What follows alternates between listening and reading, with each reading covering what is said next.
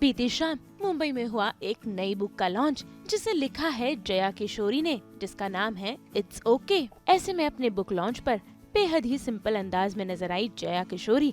साथ ही साथ उन्होंने अपनी इस बुक इट्स ओके के बारे में ढेर सारी बातें की। तो आइए जानते हैं जया से कि आखिर कैसा रहा उनका ये सफर जब उन्होंने इस बुक को लिखा, क्या कुछ है इस बुक में खास और कैसे पढ़ा इस बुक का नाम it's okay. And I am sad but yet happy because all of this happened. और मुझे एक बहुत अच्छा पुश मिल गया इस चीज़ को स्टार्ट करने के लिए। आई थिंक अब और ज़्यादा लोगों को जेन्युइन लगेगी ये किताब, क्योंकि सबकी लाइफ में आई थिंक रोज़ाना ऐसा कुछ ना कुछ होता रहता है, specially if you are in Bombay. तो I am very new in Bombay, तो मुझे अब ये चीज़ रियलाइज हो रहा है कि हम 15-20 मिनट्स हर जगह लेके चलते हैं, बट यहाँ आपको कम से कम हाफ एन आवर 40 मिनट्स लेके चलना पड़ता है। और उसके बाद भी कोई अचानक से एक सिग्नल भी आके आपको 10 मिनट्स 15 मिनट्स तक खड़ा कर सकता है।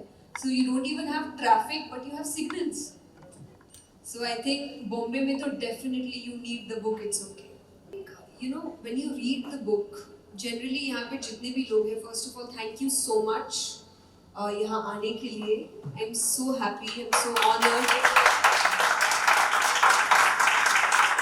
बिकॉज एज ए स्पीकर मुझे बहुत आदत है कि लोग आपके लिए आते हैं, आपको सुनते हैं, but as an author I think I am very scared. मुझे बहुत नर्वसनेस है कि पता नहीं किताब लोगों को अच्छी लगेगी नहीं लगेगी। ये सबसे पहला कदम है मेरा ऑथर बनने का, पर आपने उस कदम को बहुत सुंदर बना दिया। So thank you so much and thank you. मुझे लगता है लॉन्च से भी पहले जब हमने सिर्फ लिंक लॉन्च करी थी, तो हाँ, we were best sellers before the launch. So it is all because of you guys. Thank you so much. I feel so happy इतने प्यार के लिए। But yes, जब ये किताब कोई भी इसका जब टाइटल पढ़ता है इट्स ओके, उनको सबसे पहले लगता है कि इट्स ओके का मतलब है हर चीज के लिए I'm trying to say it's okay. But नहीं, it's a balance of saying कि कब आपको इट्स ओके फील करना है और कब आपको ये फील करना है दैट इट्स नॉट ओके। लेकिन अगर सबसे पहली चीज जब हम इट्स ओके सुनते हैं तो लोग हमें यही कहते हैं कि नहीं नहीं, आप लाइफ को बड़ी लाइटली ले रहे हो। तो सबसे पहला मुझे चैप्टर यही लगा कि दुनिया में ऐसा कोई इंसान नहीं है जिसकी लाइफ में कोई प्रॉब्लम्स नहीं है या उसको कोई इश्यूज नहीं हो रहे हैं या वो स्ट्रगल नहीं कर रहा है। सब अपनी अपनी जगह पर अपने अपने तरीकों से स्ट्रगल कर रहे हैं। जो यंग है वो अपने यंग होने के एज से स्ट्रगल कर रहे हैं कि उन्हें काफ़ी चीज़ें पता नहीं है, वो एक्सपीरियंस्ड नहीं है। जो एक्सपीरियंस्ड है वो आने वाले चेंजेस से स्ट्रगल कर रहे हैं कि उन्होंने आज तक जो सीखा वो शायद अब उनके लिए मायने नहीं रख रहा, because things have changed. Parenting change हो चुकी है, लाइफ चेंज हो चुकी है, तो सबकी लाइफ में प्रॉब्लम्स है, हैंडल करना पड़ेगा। पर उससे पहले ये मानना कि प्रॉब्लम है, ये सबसे पहला वे है आपकी प्रॉब्लम को सॉल्व करने का। तो आई थिंक सबसे पहले ही लोगों को ये बता देना कि it's okay to not feel okay, to not be okay is the best thing to start the book. कि आपको एक रिलेटेबिलिटी महसूस हो पहले ही चैप्टर में। आई डोंट वांट मैं आपको एंड तक लेके जाऊं, क्योंकि जिस जमाने में हम जी रहे हैं वो रील्स नहीं चलती जो आपको एंड में सोल्यूशन देती है। वेट ही नहीं करना चाहता इंसान, उनको है पहले 20 सेकंड में अगर कुछ नहीं बताया तो स्वाइप। मुझे वो नहीं बनना था, इसलिए मैंने पहले ही इंगेज कर लिया आपको। See for me emotional honesty is something which is with your own self. I don't say कि आप इमोशनली ऑनेस्ट हो के पूरी दुनिया को अपना इमोशनल साइड दिखाते रहो, क्योंकि दुनिया इस लायक नहीं है। वो आपकी बातों का फ़ायदा उठाएंगे, वो आपके वल्नरेबिलिटी का फ़ायदा उठाएंगे, आपके ऑनेस्टी का फ़ायदा उठाएंगे। Don't do that. जब तक आपको विश्वास नहीं है उस इंसान पर कि वो आपकी बात, आपके इमोशन को समझ सकता है, तब तक वो साइड मत दिखाए। बट अपने आप को तो दिखाइए, आपके इमोशंस क्या है, आप क्या थॉट लेकर चल रहे हो, आप लाइफ में चाहते क्या हो, आप किस वक्त अच्छा महसूस कर रहे हो, किस वक्त नहीं कर रहे हो, ये आपको पता होना चाहिए। हम जब मेडिटेशन की बात करते हैं, actual meditation is the time you spend with yourself, knowing your own thoughts. कभी कभी जब हम ब्रीदिंग की भी बात करते हैं कि इंसान आपको ये समझा रहा है कि अपनी सांसों तक भी ध्यान दो। इमोशंस, बातें तो बहुत बाद में आती हैं। आप अगर अपनी सांसों पर भी ध्यान दे दोगे तो ये भी एक तरीके का मेडिटेशन है। और हम इतने बिजी हैं, इतनी भाग दौड़ में हैं कि हम दुनिया के बारे में जानते हैं पर खुद के बारे में नहीं। और ये काइंड ऑफ जो फेक पॉजिटिविटी चल रही है यार, उससे आपको दूर करता है कि जब आपको प्रॉब्लम है फिर भी हम कहें नहीं है, नहीं है। अरे है भाई, आपके नहीं बोलने से ऐसा नहीं। जब चोट लगती है तो जिसको दर्द हो रहा है उसको पता है कि मुझे दर्द हो रहा है। ये छोटे बच्चे को हम कहते हैं नहीं लगी, नहीं लगी, चींटी मर गई, नहीं लगी, ये सब बच्चों को सिखाते हैं। बट वो बच्चा आपको बोल नहीं पा रहा है पर वो रो रहा है क्योंकि उसको दर्द हो रहा है। तो कहीं ना कहीं उस वक्त ये बताने की जरूरत है कि चोट लगी है और रोना भी ठीक है। It's okay to cry, it's okay to feel the pain, but it's not okay अगर अगली बार भी फिर उसी रास्ते में आपको ठोकर लगे ना, फिर गिरे। तो इसका मतलब आपने अपनी सीख से ही सीख ली है। आई थिंक मुझे लगता है ऑनेस्टी खुद के साथ होती है, खुद के बारे में जानना। और जब आप ये करते हो ना, स्पेशली आज के ज़माने में जब everything is on social media, everything is about judgement, trolling, criticising, तब जिस इंसान को खुद के बारे में पता है उसको इन ट्रोलिंग से फर्क नहीं पड़ता, क्योंकि वो जानता है कि I know my self, I know I am doing good, I know I am honest, I know I have good intentions. तो कोई 200 किलोमीटर दूर मेरे बारे में क्या सोच रहा है, आई रियली डोंट केयर।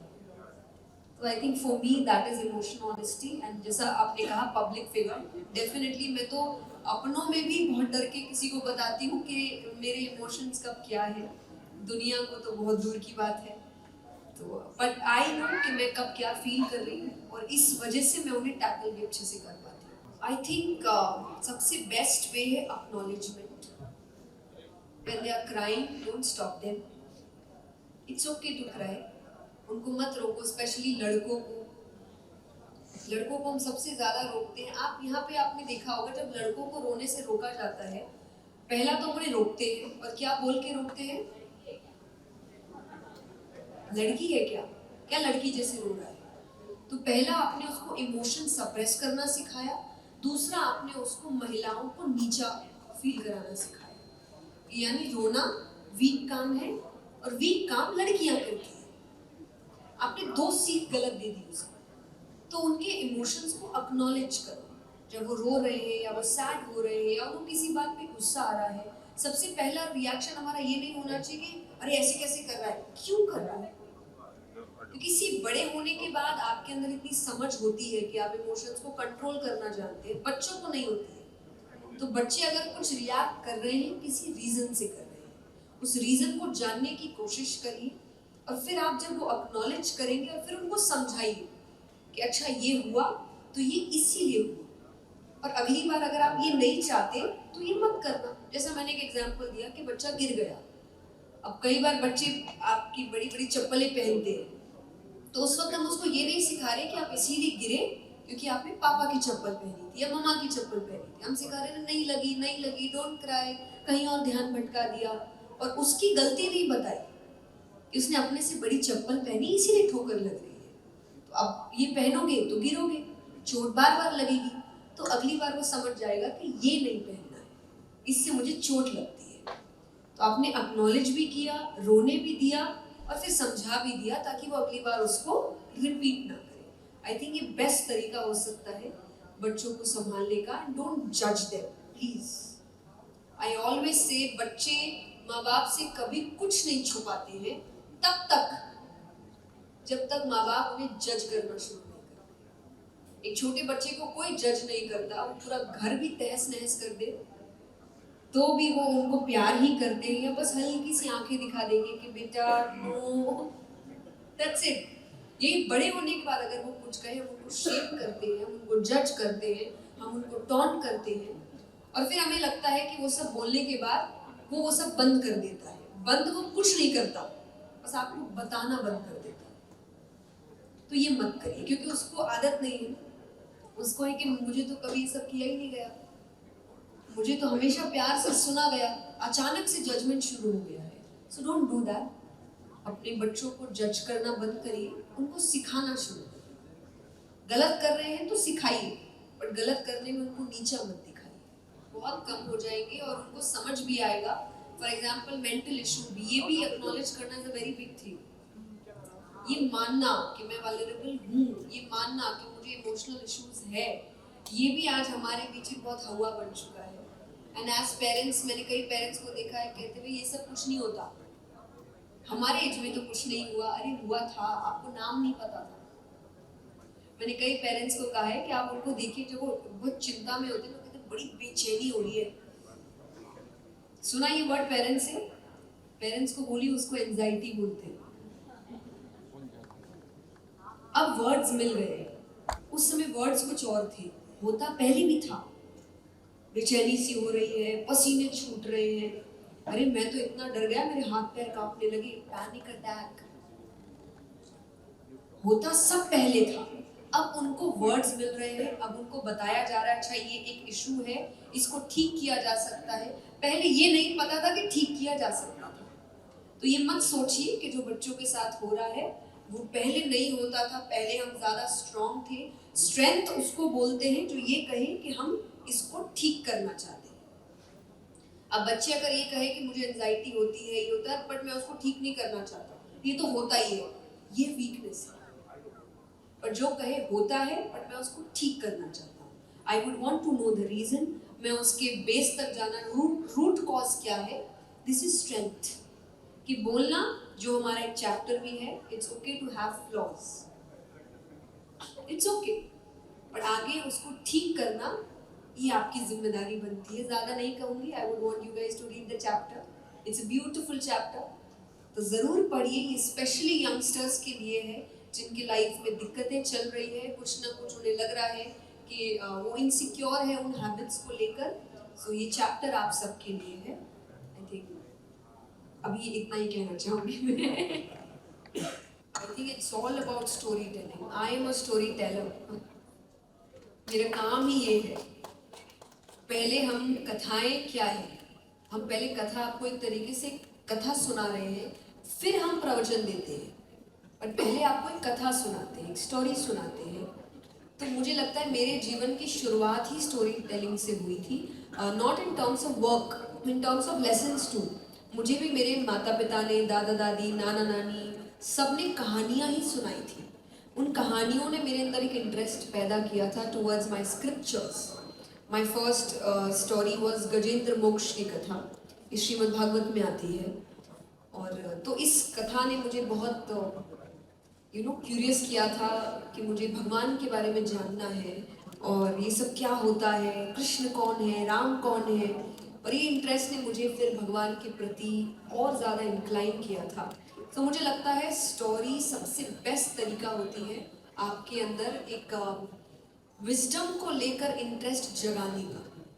सीधा प्रवचन किसी को पसंद नहीं आता, और या फिर आएगा भी तो वो फिर बहुत ज्ञानी होते हैं। उतने ज्ञानी हम सब नहीं है, मैं तो कहूँ मैं भी नहीं हूँ। मुझे इंटरेस्ट ही कहानियों से आता है। अगर कोई किताब मैं पढ़ रही हूँ और उसमें कोई कहानी आ जाए तो मुझे वो बात ज़्यादा समझ आती है।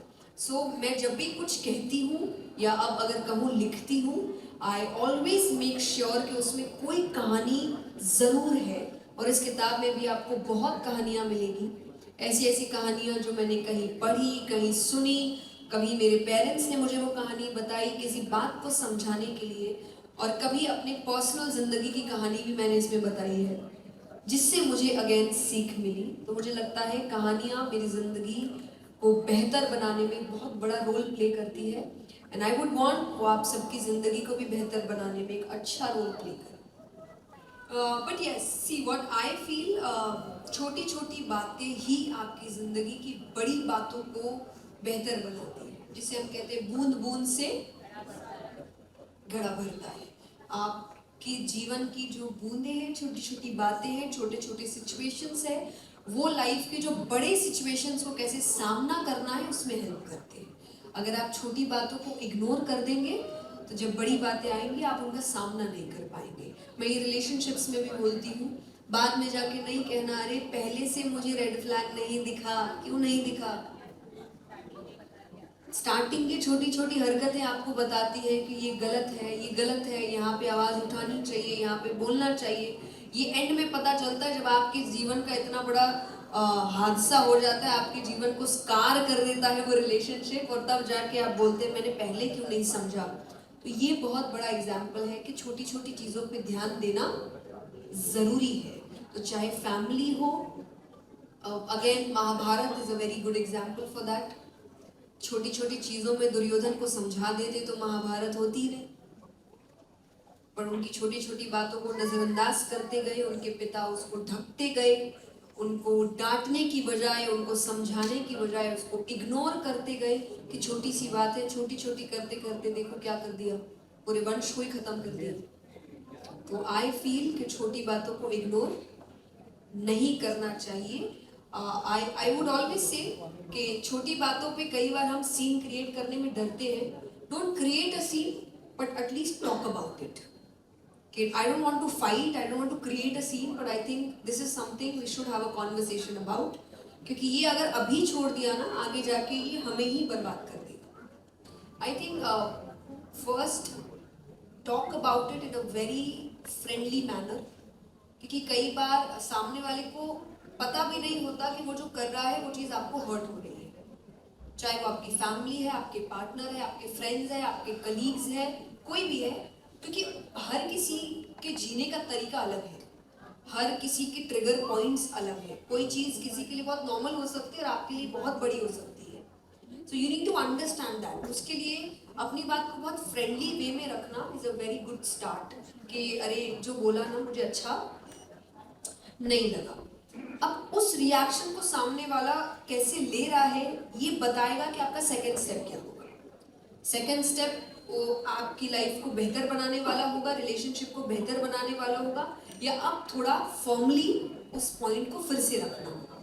आई think I always say if that person matters to you, please give 2 to 3 chances सुधरने का, क्योंकि 1 मिनट में कोई नहीं सुधरता, उससे ज़्यादा चांस देने की ज़रूरत नहीं है। सिचुएशन को भी, काम को भी, और कई बार खुद को भी। अब चांस देने की ज़रूरत का मतलब ये नहीं होता कि खुद में भी कई बार हम बहुत ज़्यादा हार्ड हो जाते हैं। Don't do that. तो पहले, दूसरी, तीसरी बार खुद को भी टाइम दीजिए, आपको समय लगेगा चेंज होने में, ठीक होने में। नहीं हो रहा, अब थोड़ा फॉर्मली काम करिए, अब थोड़ा स्ट्रिक्टली काम करिए, ये जान के कि नहीं मुझे बेहतर बनना पड़ेगा, and this is not okay, this is the book, this is what the book is all about. कि कुछ चीजें जिंदगी की ओके हो सकती है, हर चीज नहीं हो सकती, हर चीज को लाइटली नहीं ले सकते आप, और बड़ी से बड़ी गलती करके इट्स ओके या नहीं कह सकते आप। तो आपको कुछ चीजों को ठीक करना पड़ेगा, क्योंकि एंड ऑफ द डे वो आपकी लाइफ खराब करेगा, किसी और की नहीं। कोई आपके साथ 1 बार 2 बार 3 बार हैंडल आपकी बातों को कर लेगा, फिर नहीं करेगा। तो अगर आपको अपनी लाइफ में अच्छा काम करना है, खुद को बेहतर बनाना है, अच्छे रिश्ते बनाने हैं, you have to work on yourself. I think that's what I feel. It can be a good start, first step. देखिए, पूरा ये इवेंट प्रमोशन का है, तो मैं एक मौका नहीं छोड़ना चाहती अपना प्रमोशन नहीं करने का, है ना। Read the chapter, it's a very beautiful chapter. और बहुत सी ऐसी बातें हैं जो अगेन आई वुड से लोग कहते हैं कि ये नहीं होना चाहिए, और मैंने कहा ये होना चाहिए। पर आप जब पूरा पढ़ेंगे तो आपको समझ आएगा कि मैं किस इंटेंशन से ये बात कह रही हूँ। क्योंकि see what I feel, this is my personal opinion, you can have your different opinions on this, but I feel जब आप किसी रिलेशनशिप में जाते हैं, the relationship is actually meant to make you happy, feel happy. क्योंकि आज जब हम इतनी भागदौड़ में हैं, हम चाहते हैं कोई एक इंसान ऐसा होगा जिसके पास जाके we feel we are home. You know, home is not about those bricks and bungalows and flats and anything. It's about that person. वो आपके लिए आपके पेरेंट्स हो सकते हैं, आपका हस्बैंड, आपकी वाइफ, कई बार वो नहीं तो आपके दोस्त, आपके सिबलिंग, पर जो भी, लेकिन वो आपका घर होना चाहिए, जिसके लिए आपको फील करे कि आप घर आ गए। वो ऐसा रिश्ता नहीं होना चाहिए जहाँ घर आने से पहले टेंशन हो कि घर जाना है, अब वहाँ अलग कहानी शुरू। अगर ये आपको फील हो रहा है तो मुझे लगता है ये घर नहीं है, और घर चेंज करने का टाइम आ गया, क्योंकि मैं नहीं इस चीज में मानती कि हम ये सोच रखें कि डेथ बेड पे ये बोल सके कि अरे हमने रिश्ता जिंदा रखा, प्यार मर गया था पर रिश्ता जिंदा था। बस समाज को ये कहने के लिए रिश्ता एंड तक जिंदा रखा। आई थिंक एक ही जिंदगी है, प्यार से जीनी है। उनके साथ बिताइए जो आपसे प्यार करते हैं, जिनके साथ आप प्यार महसूस करते हैं, और बाहर की भागदौड़ से वापस आके घर महसूस करते हैं। तो आई थिंक ये चैप्टर उसी के लिए था। If you don't feel that, don't be in that space, be alone. I would say don't keep hopping. घर ढूंढने से पहले हम बहुत समय लगाते हैं ना, यस और नो? कितने घर, बॉम्बे में तो कितने घर देखते हैं हम, बहुत घर देखते हैं, तब जाके एक घर पसंद आता है, पर हर घर में रहते नहीं है ना, यस और नो? दूर से देखते हैं बस। तो आप देखो चलेगा, पर हर घर में हॉप करते रहोगे तो फिर किसी घर में नहीं रह पाओगे। हम अपने लिए कुछ सोच नहीं रहे। हमें क्योंकि स्टार्ट से ये सिखाया गया है कि दूसरों को खुश रखो, दूसरों के बारे में सोचो, दूसरों को सर्व करो, दूसरों को प्यार करो, बी अ गिवर। पर आप किसी को कुछ भी तभी दे पाएंगे जब वो चीज आपके पास होगी, यस और नो? अगर मुझे फाइनेंशियली आपकी हेल्प करनी है तो उसके लिए सबसे पहली चीज मेरे पास क्या होना चाहिए? पैसा। फाइनेंशियली हेल्प करनी है तो मेरे पास क्या होना चाहिए? पैसा। अगर मेरे बैंक में 1 रुपया भी नहीं है और मैं जाकर कहूँ अरे 2 लाख चाहिए, अभी देता हूँ, पॉसिबल? तो अगर किसी को प्यार देना है तो उसके लिए पहले मेरे पास क्या होना चाहिए? प्यार होना तो चाहिए। तो जब खुद की बैटरी चार्ज होगी तभी तो दूसरों को चार्ज कर पाएंगे। हम ही यहाँ पर उसमें लो बैटरी पे चल रहे हैं और फिर कह रहे हैं चलिए दुनिया को बदलते हैं। अरे थोड़ी देर में फोन बंद हो जाएगा।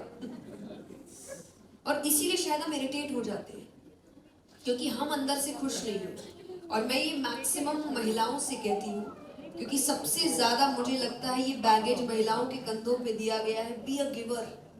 जितने सैक्रिफाइस महिला करे उतनी महान। और end of the day maximum बच्चे ज्यादा प्यार अपने पापाओं से करते हैं, और मम्मी उनको लगती है कि दिन भर इरिटेट करती है। बट वो कैसे ना करे जो सारे सपने छोड़ के बैठी है, उसने मन का कुछ नहीं किया। और इसीलिए कई बार आप देखिए कि आप गलती कुछ और करते हैं, पर हर गलती घूम फिर के इसी टॉन्ट में आती है कि मैंने सब कुछ किया तुम्हारे लिए, सपने छोड़ दिए, जीवन छोड़ दिया, तुम्हारे लिए तो जी रहे हैं हम। अभी किसी को समझ नहीं आता एक्चुअली वो बच्चों को टॉन्ट नहीं कर रहे हैं, ये उनके अंदर का दुख बाहर आ रहा है कि हमने सब छोड़ दिया, हमारे सपने छोड़ दिए, हमारी खुशियां छोड़ दी, हमारे पसंद छोड़ दिए। ये मन में आता है, ये लाइफ टाइम रहता है उनके मन में। तो ऐसा इंसान कैसे खुश रह सकता है? और वो खुश नहीं है तो आसपास वालों को खुश कैसे रख सकता है? इसलिए वो चिड़चिड़ करता रहता है।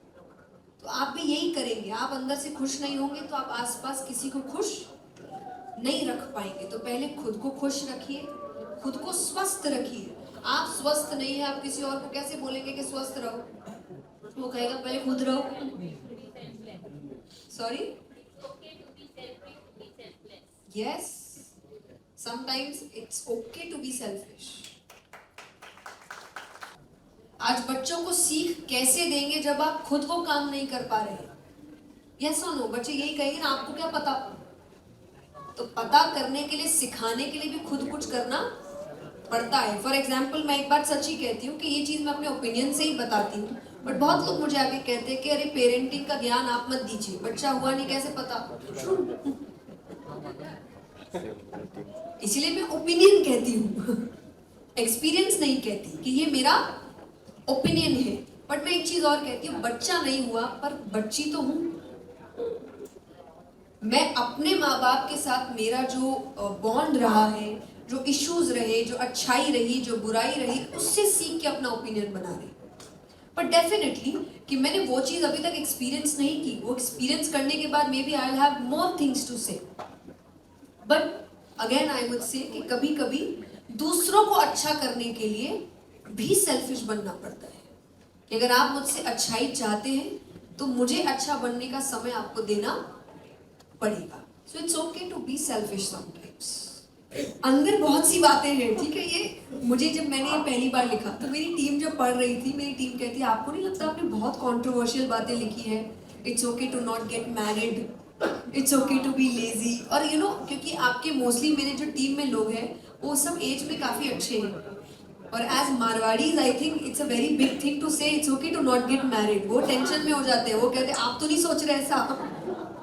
मुझे लगता है कि वो चैप्टर जब आप सुनते हैं या सिर्फ फर्स्ट लाइन रीड करते हैं आपको लगता है अच्छा ये इस बारे में है, बट पढ़ते पढ़ते वो बिल्कुल ऑपोजिट बारे में होता है. तो ये मैंने बड़े कोशिश की है मैंने कि इस सुंदरता से लिखूं कि पहले लोगों को लगे कि अरे बड़ा मसाला मिलने वाला है, अंदर फुल ऑन प्रवचन मिलता है. बट यस अगेन हाँ, so it's okay to be lazy. Yes it's okay to be lazy, but What's not okay ये पढ़ के आपको पता चलेगा. I have kept 2 lines her chapter में, What's okay and What's not okay. एक ही emotion में. तो हमने अलग अलग इमोशंस लिए, पर हर इमोशन में आपको समझना होगा What's okay and What's not okay. I think जो आपने क्वेश्चन में ही मेरा आंसर दे दिया, और कुछ लोगों के साथ कनेक्ट करना चाहती हूँ. मुझे इस चीज़ का I don't know why I have this thing in me कि I want to try a lot of things जो मेरे गोल से कनेक्टेड है.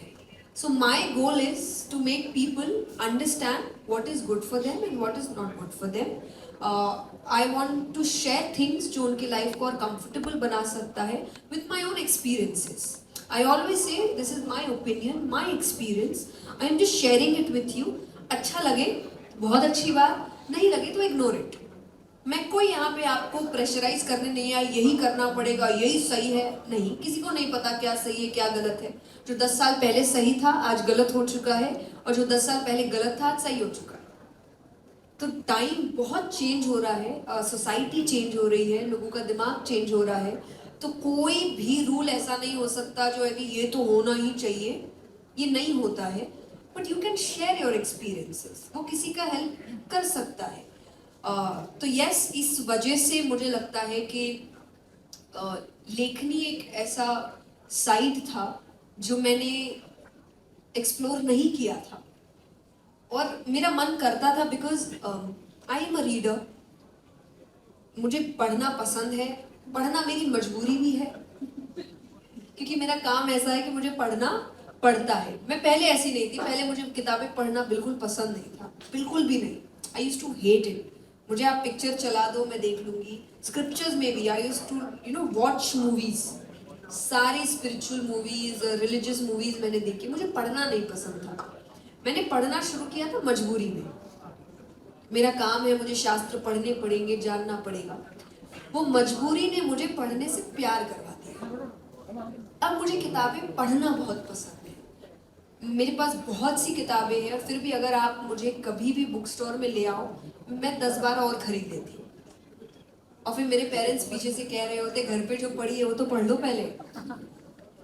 पर मुझसे रुका नहीं जाता. मुझे ऐसा लगता है कि नहीं, मुझे ये भी पढ़ना है, ये भी पढ़ना है, ये भी बहुत अच्छा टाइटल है, ये मेरे बहुत काम आ सकता है. सो आई लव रीडिंग नाउ. जब आप किसी चीज़ से प्यार करते हो तो मुझे लगता है आपको कभी कभी भी मन करता है कि मुझे भी ये करना है.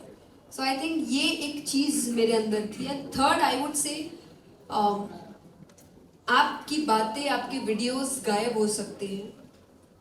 आप जब तक हो शायद लोग तभी तक आपको देखें, पर आप जब कुछ लिख के जाते हो वो जीवन भर रहती है, और आपके नहीं सबके भी. तो मुझे ये करने का मन था कि मैं कुछ ऐसी बातें लिखूं जो मेरे मन में है, और वो तब भी रहे जब मैं नहीं हूं. मैं नहीं हूं, मुझे शायद कोई जानता नहीं है. आगे 2, 3, 4 जनरेशन के बाद भी शायद वो क्रॉसवर्ड आए और उनको एक किताब रखी मिले, इट्स ओके, और उनको पता चले कि अरे नहीं वो तो इस साल में जा चुकी है पर किताब अभी तक चल रही है. सो आई थिंक मे बी ये 2-3 रीजन थे जिसकी वजह से I wanted to write. And I want you know I thought of writing 6-7 years पहले. अब जाके बात सच हुई है. How old were you 6-7 years पहले? अब जब से सोच रहे हो लिखने का? नाइस. 6-7 ईयर, मैं 6-7 साल की थी तब नहीं, ये मुझे बचपन से ही लग गया था। मैं 5-6 साल की थी तभी से। और मैं नहीं कहूँगी कि ये मुझे एक रियलाइजेशन के तौर पे लगा, ये मेरे घर में रूटीन था, लाइफस्टाइल था मेरा। और रिलीजियस स्क्रिप्चर्स के बारे में जानना, सीखना, सुनना, हनुमान चालीसा करना, ये चीज़ें हमारे लाइफ में पहले से थी। तो मेरे लिए स्पिरिचुअलिटी एक लाइफस्टाइल था। कभी से ऐसा नहीं था कि अचानक मुझे लगा कि ओह अब मुझे स्पिरिचुअल होना चाहिए। मैं हमेशा से थी। मुझे बाद में पता चला कि अच्छा लोगों को स्पिरिचुअल होना पड़ता है। हमें लगा सभी ऐसे होते होंगे, सबके घर में यही माहौल होता होगा, पर ऐसा नहीं था। So yes, so I think मैं बचपन से ही स्पिरिचुअल की राह पर चल, ऐसा कुछ नहीं है। क्योंकि देखिए सब सब कर रहे हैं। आज आपको अगर एक नॉर्मल जिंदगी जीनी है तो you need money for that, but I can not say that if you want money you have to not be spiritual. No, money आए तो और स्पिरिचुअलिटी बढ़ जानी चाहिए, क्योंकि पैसा एक बहुत अच्छा तरीका हो सकता है आपको डिस्ट्रैक्ट करने का। तो तब आपका स्पिरिचुअलिटी आपको और दृढ़ रखता है। और मुझे नहीं लगता कि हमारे जितने भी महान लोग हुए, वॉरियर्स, अर्जुन है, पांडव है, ये सब तो पैसे में थे ही ना, राजा थे। मुझे लगता है सर से पैर तक धन और लग्जरी से जुड़े हुए थे, पर फिर भी उन्होंने कृष्ण का साथ कभी नहीं छोड़ा। तो आई थिंक भगवान स्पिरिचुअलिटी है। तो मटेरियलिस्टिक लाइफ जी सकते हैं आप, लेकिन आपको भगवान को या स्पिरिचुअलिटी को साथ रखना पड़ेगा, सो दैट वो मटेरियलिस्टिक लाइफ आपको डिस्ट्रैक्ट ना कर दे। But money is very important even if you want to do something good. अब कुछ अच्छा भी करना, उसमें भी पैसे लगेंगे। तो ये अच्छी बात नहीं है। जो भी आपको समझा रहा है वो आपको बेवकूफ बना रहा है और नहीं तो मैं कहती हूँ पूरा वैराग्य लो, बीच में मत रहिए। अगर गृहस्थ है तो do your work, earn money, have a good life. नहीं करना तो जंगल जाओ, तब पूरा पूरा वैराग्य लो। हम बीच में रह गए हैं, ना यहाँ के ना वहां के, ना अच्छे से गृहस्थ बन पा रहे ना अच्छे से वैरागी बन पा रहे। So don't do that. क्योंकि आपके सबसे पहले गुरु आपके माता पिता ही होते हैं। तो उन्होंने मुझे जो सीख दी, मुझे जो एनवायरनमेंट दिया, जो सपोर्ट किया और आज तक करते आ रहे हैं, मुझे लगता है उनसे बेहतर गुरु मुझे मिल नहीं सकते। जब एक एज पे तुरंत लड़कियों की शादी की बात उठने लग जाती है कि अब तो कर दो, वो आज भी मुझे ये कह रहे हैं कि जो मेरा मन वो मैं करूं, जिस चीज में मुझे खुशी मिल रही है। क्योंकि उन्हें शायद पता है कि मैं एक अलग इंटेंशन के साथ और एक अलग गोल के साथ जीवन में आई हूँ। तो उस गोल को पूरा करना, भगवान को प्रसन्न करना है, और उनको प्रसन्न करना ही सबको प्रसन्न करना है। तो ये सपोर्ट आज के टाइम पे होना is a very big thing. So I am very lucky to have such parents. So I would always say कि मेरे पहले गुरु वो ही है। I don't remember the date exactly, but I know the timing. I think it was around 2:35 something midnight, and I still have the video. I cannot show, obviously I was in my night suit, but you know I kept that video because I was writing the last chapter and I wanted to capture the moment, and I just wrote the last word and I was like, yes, I did it. So I think I was very happy, I was emotional, I cried a bit because I can say, you can read the chapter. I was writing it I think since 5 years. I wrote something else, I erased it, then I wrote something else, then I erased it. So तीसरा जाके ये निकला। तो ये भी आपको डर लग रहा होता था कि होगा कि नहीं होगा, लिख पाऊंगी कि नहीं लिख पाऊंगी। एंड आई कैन से आज जाके ये चीज सिंक इन कर रही है कि I am an author now. I think launch the 28th को भी लॉन्च द बुक, और मुझे वो बात फील नहीं हो रही थी। कुछ मेरे एक्सपीरियंसेस है, कुछ ऐसी चीजें हैं जो मैंने सीखी है लोगों से, मैंने लोगों को देख के समझा है, बट आई थिंक वो भी काइंड ऑफ आपका एक्सपीरियंस ही बन जाता है। बट आई वुड से this book is actually it's a mixture of 3 things, my own experiences, my readings, और दोनों को मिला के जो एक तीसरी चीज निकली वो पता नहीं क्या है, बट वो सब मिलके ये बुक बनी है। और and I try keeping things very simple. मुझे लगता है वही रिलेटेबिलिटी लोगों तक पहुंचती है। क्या है, ट्राई कि मैं उनकी लैंग्वेज में, उनकी भाषा में, उनके एक्सपीरियंसेस में बात करूं। ऐसी कोई बात ना करूं जिससे उनको लगे कि अच्छा ये हमारी जैसी नहीं है। I want to make you guys feel कि मैं आप जैसी ही हूँ। नहीं आता है, ऐसा नहीं है पर आईब्रोज ऊपर नहीं जाती मेरी गुस्से में भी, क्योंकि मुझे लगता है अभी तो कथा में मुझे कई बार बहुत स्ट्रिक्ट टीचर का नाम दिया गया है कि जब कोई कथा ठीक से नहीं सुनता तो मैं थोड़ा सा फॉर्म हो जाती हूँ कि अरे बैठो नहीं तो बाहर कर दूंगी मैंने, तो मुझे बड़ा नाम दिया गया। बट यस, मेरा गुस्सा उतना ही है जितना सामने वाले को बुरा ना लगे। इसमें दो चीजें हैं। पहला, मुझे ऐसा कोई काम करना अच्छा नहीं लगता जो मैं दूसरे से एक्सपेक्ट नहीं करती। तो मुझे पता है कि अगर कोई मुझसे बदतमीजी से बात करेगा तो मुझे बहुत बुरा लगेगा, तो मेरा पहला काम होता है मैं किसी से बदतमीजी से बात ना करूं। ये मेरा पहला कदम है उस चीज को करने के लिए। और दूसरा, जो एक गॉड गिफ्ट है मेरे अंदर, कि मैं ज्यादा गुस्सा कर ही नहीं पाती। अगर मुझे बहुत गुस्सा आता है तो मैं रोने लग जाती हूँ तो मैं लड़ाई नहीं कर सकती। आई कैन क्राई, आप मुझे ज्यादा तंग करोगे मैं रोने लग जाऊंगी, बट मुझे चिल्ला चिल्ला के लड़ना नहीं होता। तो मुझे आई थिंक आता ही नहीं है वैसा गुस्सा जहाँ मैं बहुत बदतमीज हो जाऊँ। आई सो लव दिस। मुझे लगता है देखिए, एंड ऑफ द डे मैं आपके लिए ही काम कर रही हूँ।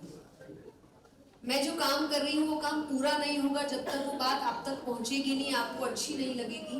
तो जब मैं आप सबको देखती हूँ उन बातों को समझते हुए, तो मुझे और मोटिवेशन मिलता है कि आई कांट स्टॉप। चाहे मैं किसी सेशन में हूँ, चाहे बुक लॉन्च में हूँ, चाहे मैं मोटिवेशनल सेशन में कथा है, मुझे जब मैं लोगों को देखती हूँ, उनके चेहरे की हंसी देखती हूँ या वो कामनेस देखती हूँ, या कोई आकर मुझे कहता है I had a very tough time and your talks और maybe your reels help me a lot, and then I feel no I can't stop. क्योंकि अगर मैं रुक गई तो शायद इनकी लाइफ में जो अभी एक छोटी सी रोशनी है, मेरी वजह से रोशनियां बहुत हो सकती, बहुत खिड़कियां, बहुत दरवाजे हो सकते हैं, मैं शायद वो छोटी सी एक खिड़की हूँ, पर मैं ही खिड़की बंद नहीं कर सकती। तो मुझे लगता है ये बात मुझे बहुत इंस्पायर करती है। This book is available in English, Hindi, Marathi, Gujarati and Punjabi. But बाकी languages, I think Marathi is going to come in August 27 या 28. We'll have this launch in Ahmedabad. अगर कोई भी अहमदाबाद में है तो हम अहमदाबाद के क्रॉसवर्ड में गुजराती लॉन्च करेंगे, और मराठी भी जल्दी है, Punjabi I think we launch in Chandigarh. So yes, पर इन सभी लैंग्वेजेस में आ रही है। अभी तक हिंदी, इंग्लिश हर जगह अवेलेबल है, बाकी लैंग्वेजेस धीरे धीरे आ रही है।